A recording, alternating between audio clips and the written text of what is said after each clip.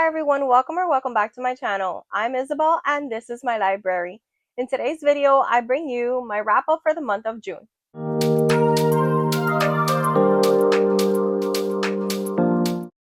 What a great reading month June was for me. Not in the number of pages I read or because I read a lot of books, but because of the quality of the books that I read. Now, when I start giving you a breakdown of all the things that I read, I will share with you how wonderfully high rated everything I read this month was. So, although I did anticipate reading a lot more because it was my first official month on vacation, I sometimes forget that being on vacation calls for a bunch of other stuff. Long days outside, doing some road trips here and there, and just kind of lounging and playing video games and having family time and doing all those other relaxing things in addition to reading, of course. So let me very quickly share with you my stats, and then I'll go through each of the books that I read this month. To start off, I was able to read 8 books total this month of June. And again, 8 books is a little bit of an inflated number. You'll see why in a minute. I read a total of 1,578 pages, which is less than what I normally read. The reason for that is that I did read some shorter works. So, for example, I read 3 horror novellas, and I also read 1 satirical thriller, and those were all pretty short. But then I did read 1 historical fiction, which was lengthier. I read 2 thrillers and 1 gothic classic. The formats I read things in, 4 of these were ebooks, and they were all available through Kindle Unlimited. And then the other 4 was a combination of physical reads paired up with audio reads as well. So a nice little variety mixture of reading. I did enjoy everything that I read. So to start us off, I will tell you that every single thing I read this month was a 4 and 5 star. I can't believe it. Last month I didn't have a single 5-star read. I had quite a few disappointments, and this month everything I read was exceptional. I was so happy with every single thing that I read. So before I start sharing with you the ranking of everything that I read, there is one book that I read that will not be a part of the ranking, and that is because it is a book that I have read many times in my life. It's a reread and a reread and a reread. And that book is The Picture of Dorian Gray by Oscar Wilde. So I did officially finish this at the beginning, right at the first day of June or so. It was a reread for me. This is a book that I teach in my AP Lit class, and I decided this year I wanted to do a very, very thorough read of this book. I wanted to go ahead and fully annotate. I also wanted to use this Penguin cloth bound version to really look at the appendix and all of the footnotes and do some research on the side. So I did a very profound reading of this. So it did take me over the time of more than 1 month as I was working on this little by little. And now next year, I don't think I'll need to read this. I'm good with not reading it for the next 2 or 3 years. But every so often, I do like doing a rereading of all the books that I teach, just so they are fresh in my head. I also find that with classics and books that I teach to my students, every time I go back to these books and I read them again, I see new things. I have also changed as a person, so my reading experience and what I bring to the book has changed. So I find that's a wonderful experience for me, and I enjoy that. So yeah, this is a 5-star read, The Picture of Dorian Gray by Oscar Wilde. If you have not read this and you enjoy Gothic works, if you enjoy anything that has to do with art and philosophical concepts about hedonism and beauty and superficiality and authenticity, I think this is something you would enjoy. It is one of my favorite classics, and yeah, it's a wonderful read. So I'm not including this in my official ranking, but I just want to let you know that I did finish this, and it is a 5-star read yet again. So now that we have talked about The Picture of Dorian Gray, I'm ready to tell you about the other 7 books that I read, And I will start with what I liked least. But remember, I loved everything that I read. So, since I liked everything that I read, this is a 4 star, even though out of the 7 books, it comes in last. So, what I read this month is The Inheritance by Trisha Saklecha.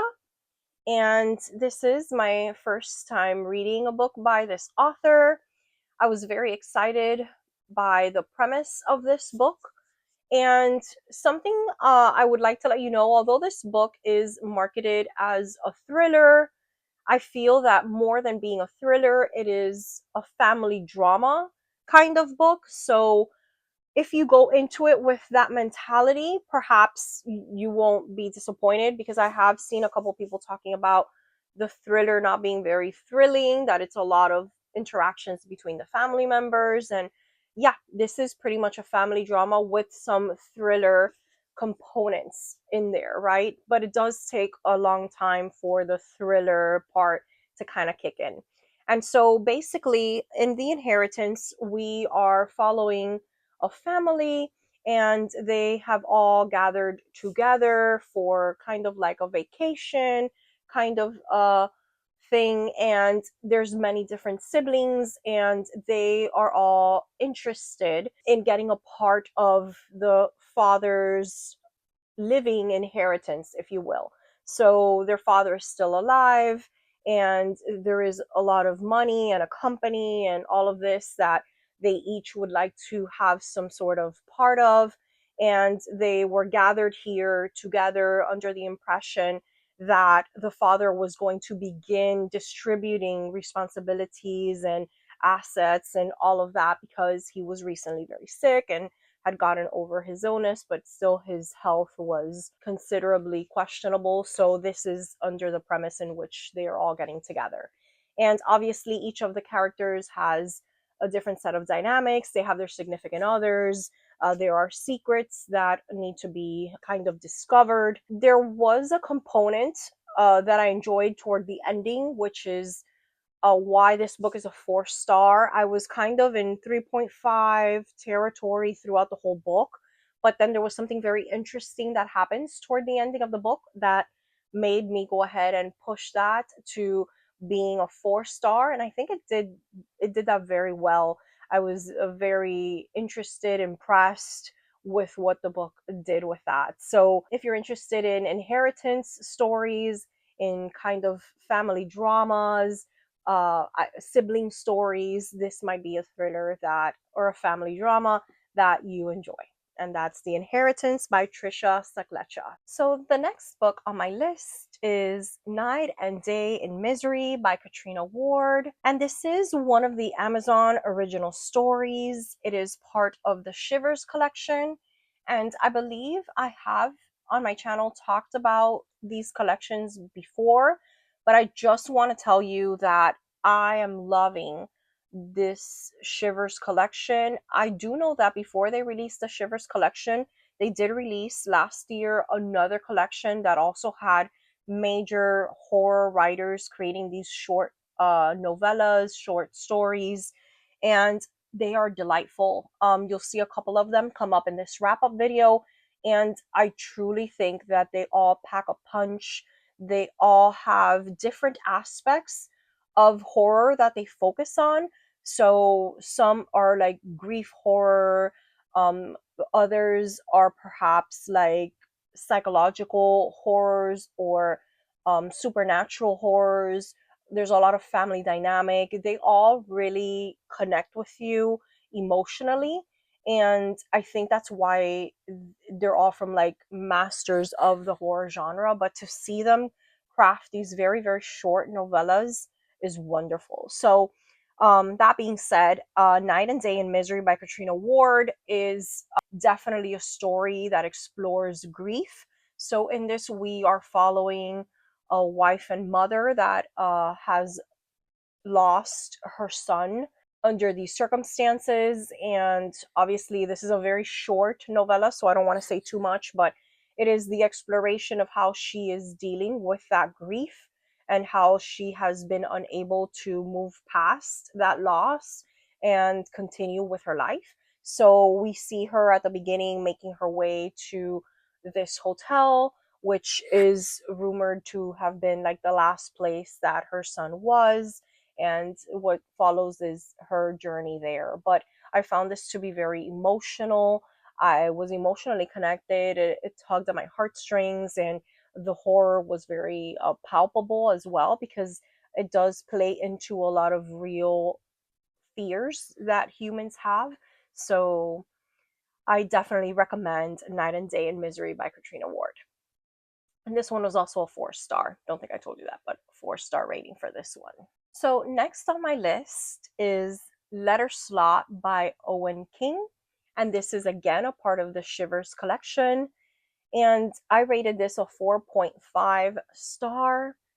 And in this short novella, we are following a young man and his mother, and they have been dealing with a lot of difficulties within the past couple years. The son is a high school student, and he has some difficulties in school because of his mother's health, and she works very hard, but there are bills that continue growing, and there are very real adult problems that he is facing, and he doesn't really know how to respond or how to help the person he loves most in the world, which is his mother. One day, I'm not going to tell you too much because it's so short, but he begins a correspondence through this letter slot with someone. He's not sure who it is, and these letters that are sent back and forth have the ability to grant him things that he wants, or they allow his wishes to come true. So it's one of those kinds of books, like that, your wishes might come true, and then the price that we pay for these things coming true. And yeah, I think it's wonderful. It's speculative, and these have all been speculative so far. There are speculative elements, I believe, in most of these Shivers collection stories, and they're just wonderful. And this one was certainly enjoyable. Another one that explores the connection of family and how much they mean to us, and the lengths that we are willing to go to protect the ones we love, to help the ones we love. And it was just delightful. I really, really enjoyed Letter Slot by Owen King. So, believe it or not, we are entering 5 star territory. 5 star territory. That means that I read one, two, three, four. I read 4 5 star books this month. I had 0 last month, and I have 4 this month. And yeah, let me tell you a little bit about them. So the next book I want to talk to you about is The Widow's Husband's Secret Lie by Frida McFadden. So this is a satirical thriller. I had seen this pop up a lot on my recommendations of Kindle Unlimited books. And I knew going in that this was meant to be funny, that this is satire, because believe it or not, I saw quite a few reviews of people kind of saying, oh, this sucks, and it's so over the top, this is so stupid. And I felt like, people just missed the mark. Like, that's what this was supposed to be. Like, this is a little fun project for her to kind of grab all of the thriller tropes and throw them into one book. I mean, even the title, right? The Widow's Husband's Secret Lie. It's one of those like plays of, it reminded me of that movie. Right now I don't remember it, but I'll pop it on the screen. But that movie of the woman sitting by the window watching whatever the heck that was, it's kind of like that, guys. Like, it's that same kind of vibe. If you have seen that movie, then you know what I'm talking about. And it's just funny, over the top, but it's still like a thriller, but it knows it's making fun of itself and its genre.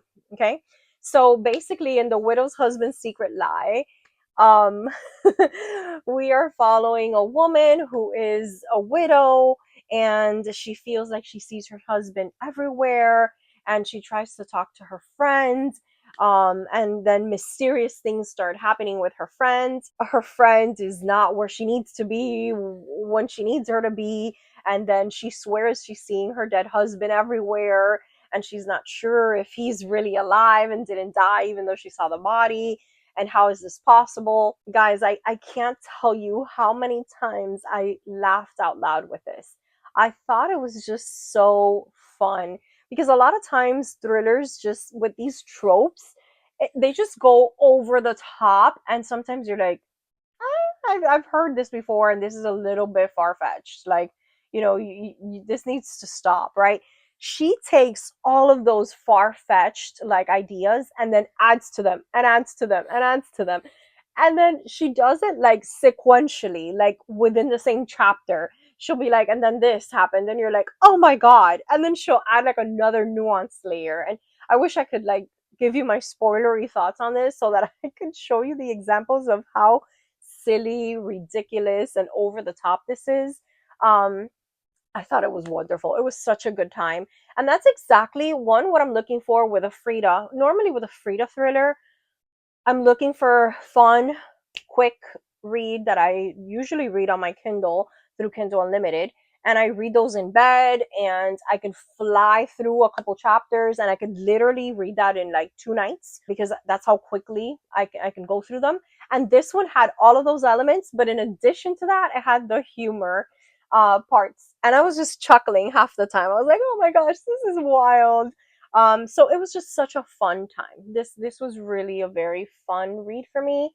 If you're a fan of Frida McFadden, go into this knowing this is not her typical thriller, but this is going to have these crazy plot twists, even crazier than normal.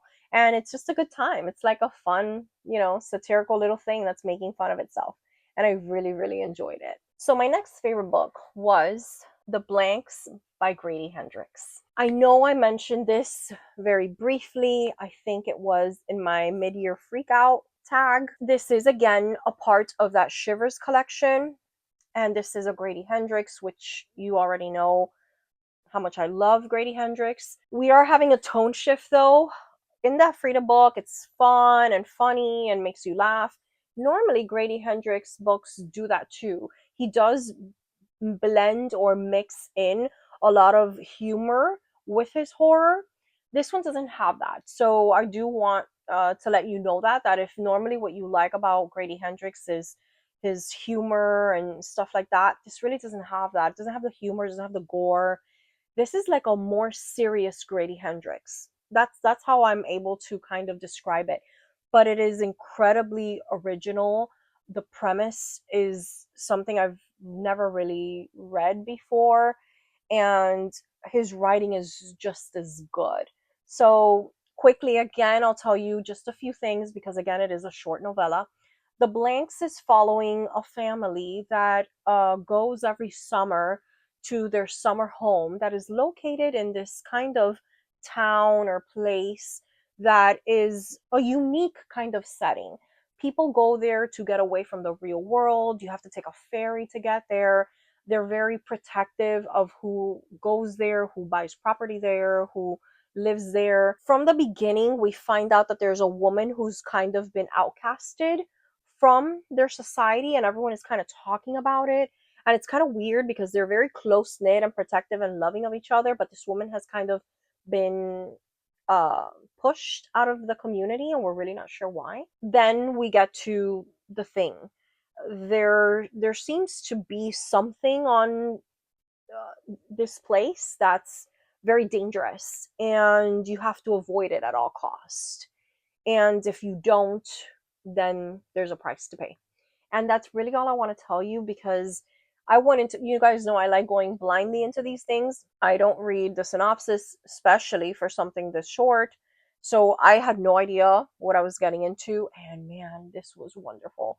This also explores family and grief and loss and what we as humans are willing to do to pretend things are normal.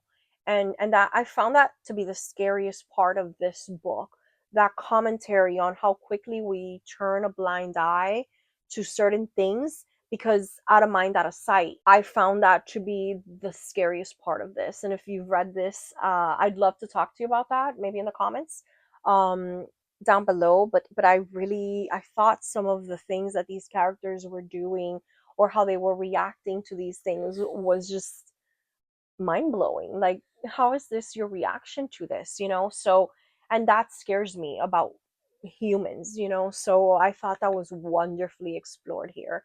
So good. And so far, this has been my favorite of the Shivers collection. All of them are wonderful, but this one in particular has been my absolute favorite.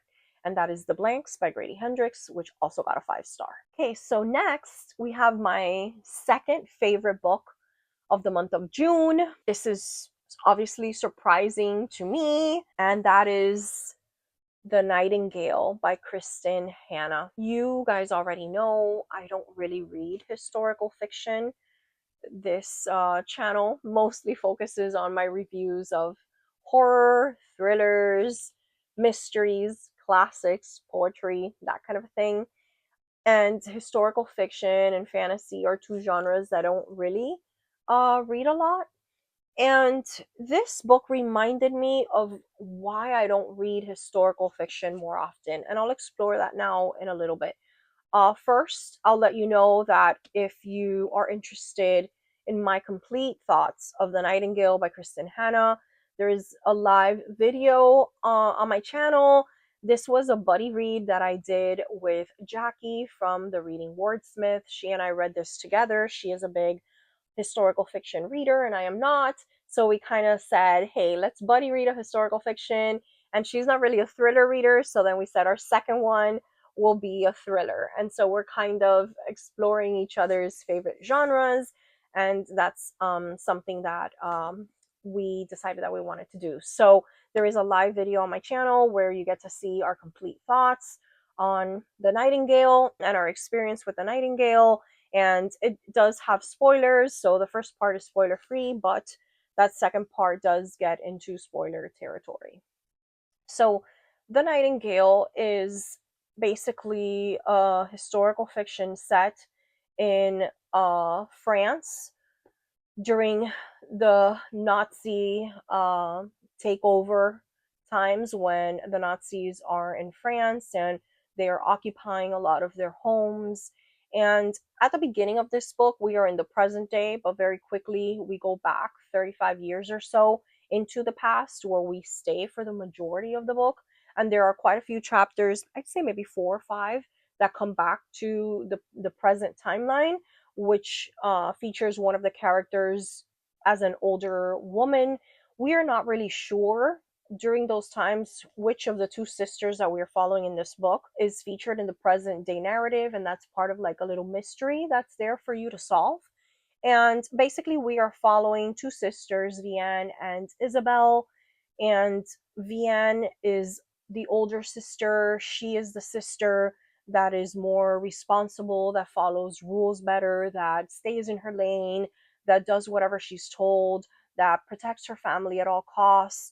And then we have Isabel, who is the younger, rebellious sister. From the moment she was born, she's been rebellious. She's been kicked out from various private schools, and she just feels very strongly about things, and she wants to do what she thinks is good. And she has this basic kind of guiding force between what's right and what is wrong. And she feels very strongly that she should always do what she feels strongly about. And that made her such a wonderful character for me. Like, I thought she was brave and courageous, and obviously she is reckless, and a lot of times she makes mistakes that endanger herself and endanger those around her and the people she loves most. But it is all for her love of doing what is right. She's driven by this sense of doing what is right at all times. I really enjoyed a lot of aspects of this. I was not weighed down by the historical context. I don't think you need to be very well versed in World War II or know everything about World War II and the battles and the happenings and all of that to be able to enjoy this.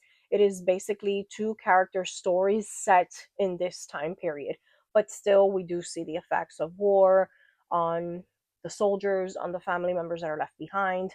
But perhaps my favorite part is that this does feature women and the impact that women have during war times, and how women are an important part of keeping society together or saving others or doing other things, even if at those moments they were not on the battlefield or they were not out there actually fighting the war. They were still doing what they could, how they could, to fight and save and protect the innocent. So this does a wonderful job of that. I think that's really all I want to tell you about the plot. I really thoroughly enjoyed this. I cried so much with this book. And back to, I'm just going to circle back to what I said at the beginning, that this is the reason I don't read historical fiction. I find it it weighs down a lot.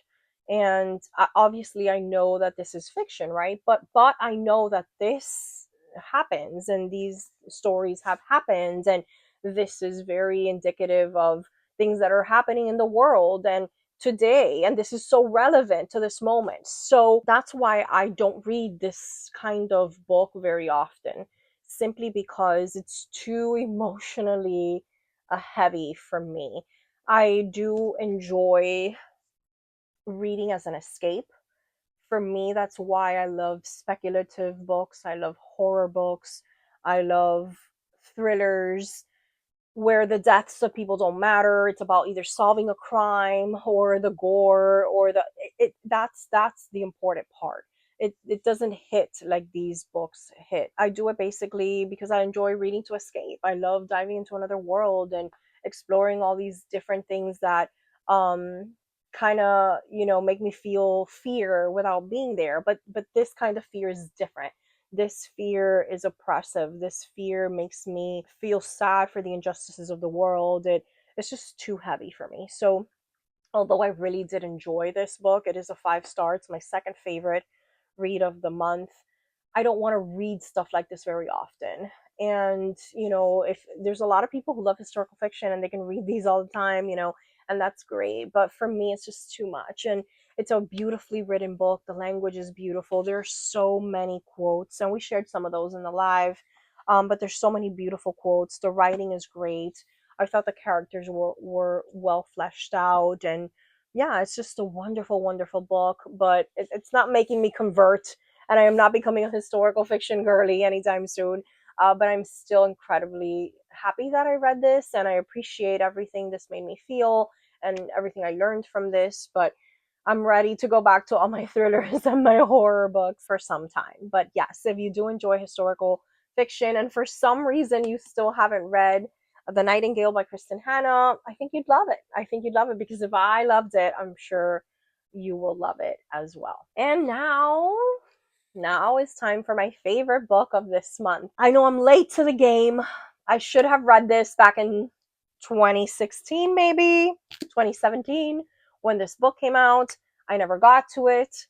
This was a buddy read that I did with my best friend Angela. She's helping me check off a lot of challenges and read a lot of things that are on my list of books that I want to get to. And I was afraid of reading this. I was afraid of reading this because it had been too long. It is too hyped. Too many people like it. Everyone talks about the incredible twist at the end, the twist you never saw coming. And so that is kind of like too much. I'm like, I'm not gonna like this. I think I missed my opportunity to read it. Well, I'm glad I read it. I didn't miss my opportunity on it. I thought it was wonderful. And that book is Behind Her Eyes by Sarah Pimborough. This is a 5 star read. It was my favorite book that I read this month. I couldn't put it down. I think I read it like in a day and a half. I was consumed by it. I was flipping the pages. I thought it was a great mystery, figuring out what was happening.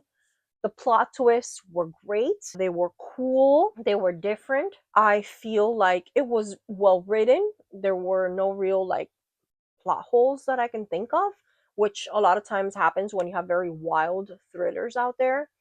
And I think it's still, you know, as cool and relevant as in 2017 when it first came out. I feel like a lot of thrillers, you have to read them when they come out because after people start doing a lot of thrillers like that and it loses its originality, it loses its magic, it kind of loses its impact on you.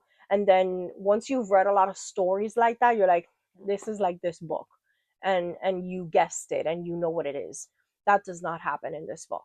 So basically in this book we are following, let's see, I guess I want to start you off where the book begins. So we are following a woman who works in this psychiatrist's office, and she finds out she's getting a new boss who's going to be working with her current boss. And when she meets him, she sees that it is the same man that she had just met 2 nights before at a bar, and they had shared a kiss together, and he like walked away.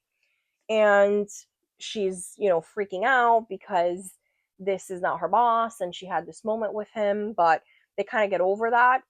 They talk it out and they're like, hey, everything's fine, no worries. She obviously finds out that he is a married man. And then she, through different events that happen, ends up becoming friends with his wife, who's very lonely and she keeps to herself, and she has really bonded with her. So I think that's all I want to tell you. The book constantly keeps us wondering, how reliable is the narrator? Is, the husband, there's, and I'll tell you the names real quick so I can refer to their names. So Louise is the woman who like kind of hooked up with David, the husband, and then Adele is the wife. So we're constantly wondering, is Adele the bad guy? Is David the bad guy? Why is Louise, holding on to both of these people? And that's pretty much where the book goes. And it's your job to kind of, through flashbacks of previous times, figure that out. And the the chapters are interestingly divided into like then and now, and then there's like Adele chapters, and then there are Louise chapters, so you're getting each of their perspectives. And yeah, so multiple timelines, multiple POVs, and it does that kind of throughout to help you with this mystery and figuring out what is happening. But this was just wonderful, guys. I thought it was great. So when I finished it, I my best friend also enjoyed it very, very much. This was a great little book talk for us when we met up to have our little book club, and we both gave it 5 stars, and we both said now kind of ruined for the rest of the year. How are we going to be able to top this? But yeah, we thoroughly enjoyed it, and I thought it was just great. After I finished, I went ahead and told my husband, okay, we have to watch the TV show. And then the TV show is also wonderful, guys. Like, how normally like adaptations are either, usually they're not as good as the book, or there's a lot of discrepancies or whatnot. I thought this was wonderfully done. The way they carried out a lot of the things that I was like, I wonder how they're going to do that on the TV show. They really did it in such a cool way. So I find that you can enjoy that as its own entity, even if you haven't read the book. And if you have read the book, I think you would enjoy the TV show as well. I thought it was wonderful. And my husband really liked it. I kept telling him, are you guessing anything? What are your predictions? What's going on? And he's like, I don't know. This is weird. Stop. And I was like, but hello, can't you see what's happening? And he goes, you read the book. Of course you see what's happening. So yeah, I thought it was really, really well done. It was well cast. Yeah, the TV show, I think, was, or the TV series, whatever they're calling it, was wonderful. But yes, Behind Her Eyes by Sarah Pinborough was my favorite book of this month. And there you have it, guys. Those were the 8 books that I was able to read in June. As always, I wish I could have read more. Lots of things stayed on my TBR that I didn't get to read, and new things were added that were not on my TBR. And that's okay, because reading should be fun. And sometimes if you have too many rules or too much structure, it stops being fun. And reading for me is just my time to enjoy, and I just kind of read and pick up whatever I'm kind of feeling at that moment. So if you've made it this far, thank you guys so much for being here. Please like this video. Please subscribe to my channel if you're not doing so already. Let's talk in the comments below. Have you read any of these books or any of them on your TBR? Are you more interested in reading them now? Let me know. And yeah, that's pretty much it for me for today. I will catch you in the next one. Bye.